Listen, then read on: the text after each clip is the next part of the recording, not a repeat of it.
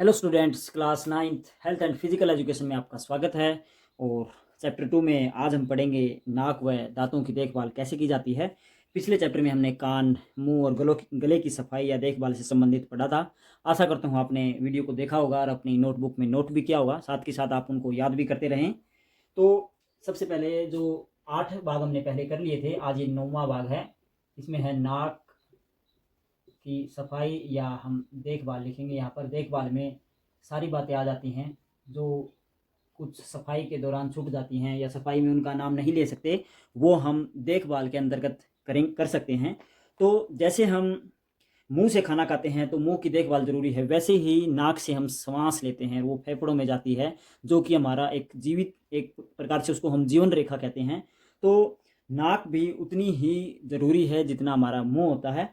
तो अच्छी हवा जाए नाक के द्वारा, तो नाक को साफ रखना, नाक की सफाई रखना, निरंतर उसको सही रखना, देखभाल करना, तो इसके लिए भी बहुत ज़रूरी हो जाता है। क्योंकि नाक में भगवान द्वारा ऐसी काफ़ी चीज़ें दी गई हैं जो हवा को शुद्ध करती है। जैसे नाक में अंदर की जो त्वचा होती है, उस पर छोटे छोटे बाल होते हैं, जो धूलकण होते हैं वो उन बालों में चिपक जाते हैं। या अंदर की तरफ अगर हम जांच करेंगे तो नाक में से कुछ द्रव स्रावित होता रहता है। तो जो और महीन कण, जो मिट्टी के कण होते हैं, धूल मिट्टी, तो वो अंदर तक नहीं जाती और हमें शुद्ध हवा फेफड़े हमारे ग्रहण करते हैं। तो नाक एक प्रकार से फिल्टर का काम करता है हवा को। अगर हम इस फिल्टर को बीच बीच में साफ़ नहीं करेंगे तो फिल्टर रुक सकता है, या फिल्टर जो धूल कण होते हैं, जो मिट्टी के कण होते हैं, जो कीटाणु होते हैं, वो उनको बिना छाने सीधे फेफड़ों तक पहुंचा देगा।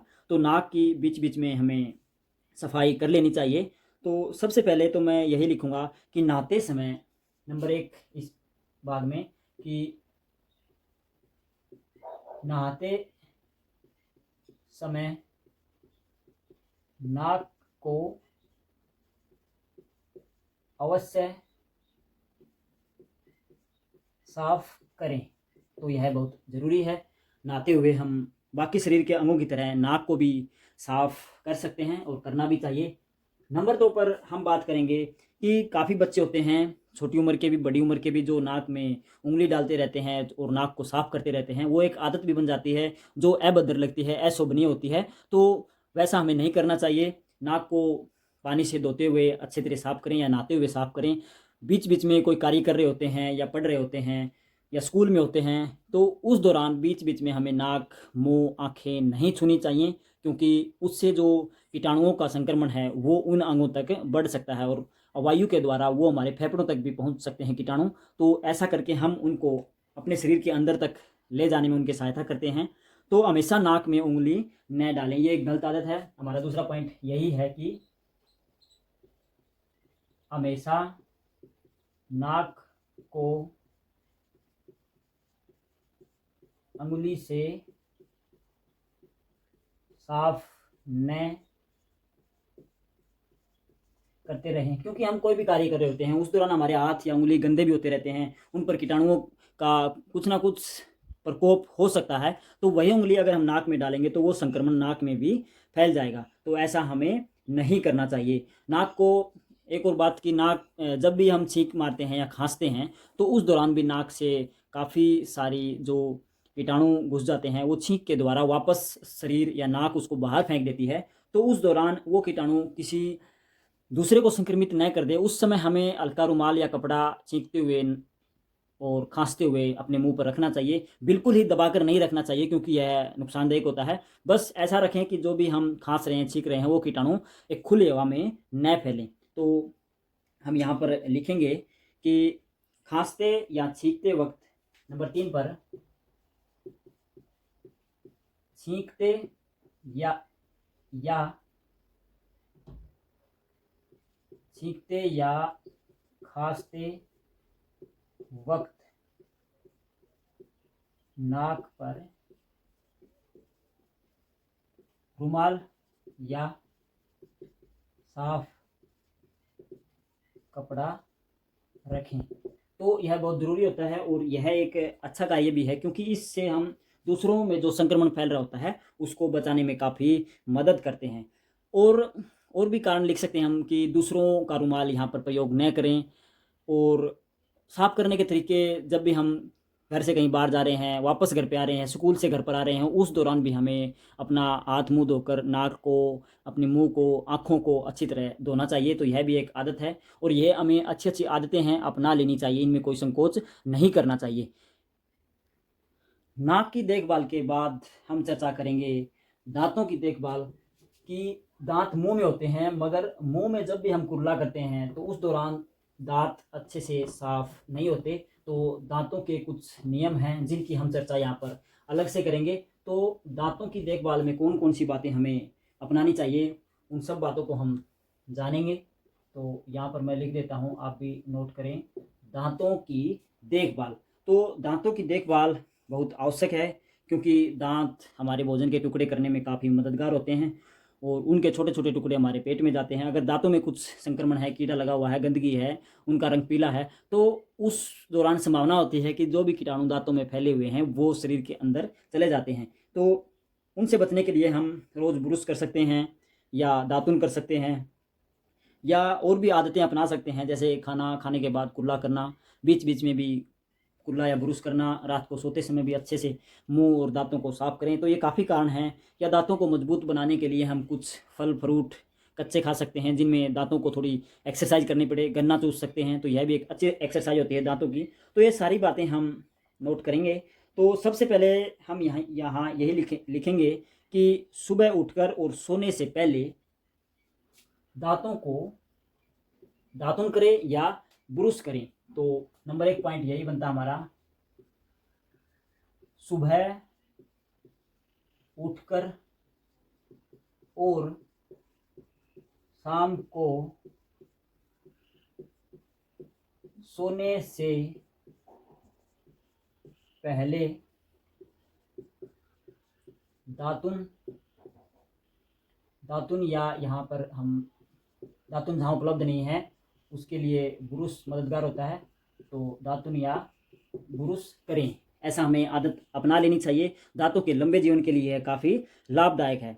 फिर है कि रोज़ाना कम से कम एक बार अवश्य दातुन करें, यह ज़रूरी है क्योंकि दातुन जो काम करती है वो ब्रुश नहीं करते, क्योंकि ब्रुश जो हम करते हैं वो एक केमिकल पेस्ट के माध्यम से होता है और उस केमिकल पेस्ट में काफ़ी तत्व ऐसे होते हैं जो दांतों को नुकसान भी पहुंचा देते हैं। और जब हम ब्रुश कर रहे होते हैं तो उस केमिकल का कुछ हिस्सा हमारे पेट में भी चला जाता है जो एक नुकसानदायक है।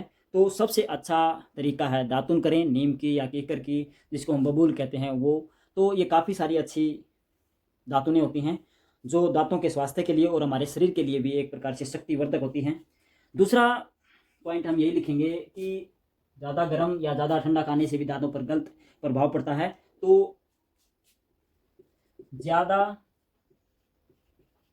ठंडा व ज़्यादा गर्म भोजन या पेय पदार्थ न लें, क्योंकि ज़्यादा ठंडा व ज़्यादा गर्म दोनों ही चीज़ें दांतों के लिए नुकसानदायक हैं। उनकी जड़ों में वो एक प्रकार से हानि पहुंचाती हैं, नुकसान देती हैं। तो अगर हम ज़्यादा ठंडा भोजन ले रहे हैं या उसके बाद ज़्यादा गर्म ले रहे हैं या गर्म के साथ हम कुछ ठंडा ले रहे हैं तो वो दांतों की जो तासीर होती है, जो तापमान होता है, जो उनकी जड़ें होती हैं, उनको बहुत ज़्यादा हानि पहुंचाता है। वह बाद में एक प्रकार से उनमें जड़ों को खोखला कर देता है। तो ऐसा हमें नहीं करना चाहिए, जिससे वो बाद में आपको दर्द भी कर सकते हैं। फिर है कि कोई भी हम मीठी चीज़ खाते हैं, वैसे तो सभी चीज़ खाने के बाद कुल्ला अवश्य करें, यह ज़रूरी है। भोजन यहाँ पर पहले हम यही लिख लेते हैं, भोजन खाने के बाद कुल्ला अवश्य करें। मगर ज़रूरी तब हो जाता है जब हम कोई मीठी चीज़ खाते हैं, कोई मिठाई है या बच्चे टॉफ़ी खाते हैं, तो मीठी या चॉकलेट खाते हैं, तो उस दौरान उनको वो मीठी चीज़ खाने के बाद उनको कुल्ला अवश्य करवाएं और वो उनकी एक आदत बनाएं। क्योंकि मीठा जो भी हम खाते हैं, च्युइंगम है या चॉकलेट है, वो उनके कुछ अंश दांतों के बीच में रह जाते हैं, मसूड़ों में, और वो वहाँ चिपके रहते हैं, जिससे उनकी जड़ों को वो हानि पहुँचाते हैं और धीरे धीरे वो उनका जो जड़ें होती हैं दांतों के नीचे से, उनका अक्षय कर देते हैं, अर्थात उनको ख़राब कर देते हैं, जिसको हम कीड़ा कहते हैं। कीड़ा लग गया, वो काले काले होकर धीरे धीरे खोखली होने लगती हैं। तो अगर हम वो जो दांतों का चिपका हुआ है मीठा पदार्थ, अगर हम उनको नहीं हटाएंगे तो वो उनको धीरे धीरे डैमेज करता जाएगा। ऐसा अगर हम बचना चाहते हैं इससे, तो अवश्य मीठा खाने के बाद कुल्ला करें, तो यह ज़रूरी है। और एक आदत बनाएं, भोजन खाने पीने की जो भी हम चीज़ें खा रहे हैं उसके तुरंत बाद अवश्य कुल्ला करें। दांतों को थोड़ा अच्छे से साफ करें। फिर है दांतों को मजबूत बनाने के लिए हमें कच्चे फल, नंबर 4 पर हम लिखेंगे कि कच्चे फल, सब्जियां या जो गन्ना होता है उसका प्रयोग हम दांतों को मजबूत बनाने के लिए कर सकते हैं। कच्चे फल सब्जियां खाएं व गन्ने का प्रयोग करें, या हम कह सकते हैं गन्ने को छील कर खाएं दांतों से ही, तो वह दांतों को एक एक्सरसाइज हो जाएगी, उनके मसूड़ों को वो ताकत देगा। क्योंकि जो भी दबाव वाली चीज़ें होती हैं शरीर के किसी भी अंग में अगर हम उसका प्रयोग करते हैं तो उस अंग की जो मांसपेशियां होती हैं वो मजबूत हो जाती हैं। तो यह एक प्रकृति का नियम है। तो ऐसा करके हम दांतों को, उनके मसूड़ों को मजबूत बना सकते हैं। वो एक प्रकार से व्यायाम हो जाएगा। तो ऐसा भी हमें बीच बीच में करना चाहिए। या दांत अगर खराब हो गए हैं ज़्यादा तो उस दौरान तुरंत डॉक्टर, जो दंत चिकित्सक होता है, उससे संपर्क करें। या फिर एक नियम बना लें कि साल में 2 बार हमें दांतों का टेस्ट अवश्य करवाएं। दांतों की देखभाल के लिए उनका चेकअप बहुत ज़रूरी हो जाता है। तो ऐसा हमें अवश्य करना चाहिए। नंबर 5 पर हम यही लिखेंगे कि समय समय पर दंत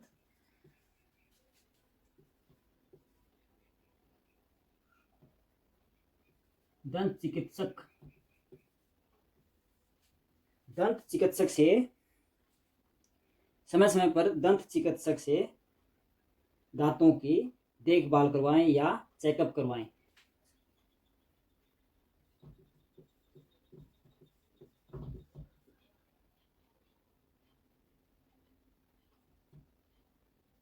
तो ऐसा करने से हम अपनी दांतों को कोई लंबे रोग का, या कई बार एक दांतों का रोग होता है जिसमें दांतों से खून आने लगता है, जिसको हम एनीमिया कहते हैं, या नहीं एनीमिया नहीं, उसको पायरिया बोलते हैं। तो वो एक दांतों से खून आने लगता है क्योंकि मसूड़े कमज़ोर हो जाते हैं। तो अगर हम दंत चिकित्सक से मिलेंगे तो वह हमें बताएगा कि इसका कारण क्या है। क्योंकि काफ़ी सारे आजकल जो हम भोजन में पोषक तत्व ले रहे होते हैं उनमें खासकर जो कैल्शियम और पोटासियम होता है, मिनरल्स हैं वो, तो अगर हम वो नहीं लेंगे तो हड्डियाँ और दांतें हमारी मजबूत नहीं होंगी, कैल्शियम और फॉस्फोरस। तो ये ज़रूरी है कि हम निरंतर अच्छे से पौष्टिक भोजन लें, दूध पिएं, क्योंकि दूध में काफ़ी सारे तत्व होते हैं तो वह भी दांतों और हड्डियों के लिए मजबूत होते हैं।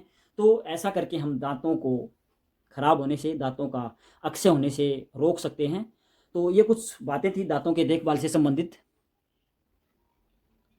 तो विद्यार्थियों, आज के लिए हम यहीं विराम लेते हैं। आप इन बातों को नोट करें अपनी नोटबुक में और साथ के साथ इनको याद करते रहें। रोज़मर्रा की बातें हैं, ये वैसे ही याद हो जाती हैं, और मुख्य मुख्य जो बातें होती हैं बस उन्हीं पर हमें ध्यान देना होता है, फोकस देना होता है, तो आपको आसानी से याद हो जाएंगी। तो आज बस इतना ही। इसको अच्छे से पढ़ें, समझें। Thank you.